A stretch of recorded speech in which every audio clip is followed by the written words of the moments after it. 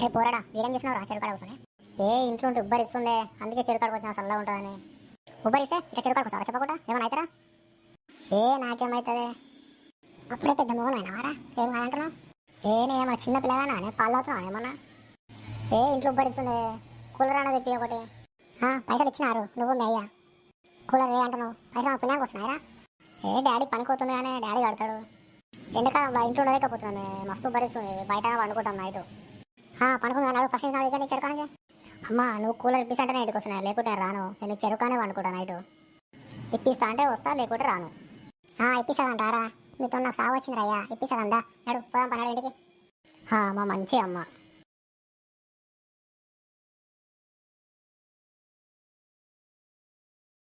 ఇంట్లోనే ఉండు ఎక్కడ ఒక బయటికి వెళ్తే కాలేజీ నిలబడతా సరే అమ్మా మా అమ్మ కూలర్ ప్లేస్ వండుకుంటాం అసలు ఈ ఉబ్బరానికి వండబెడుతుంది రోజు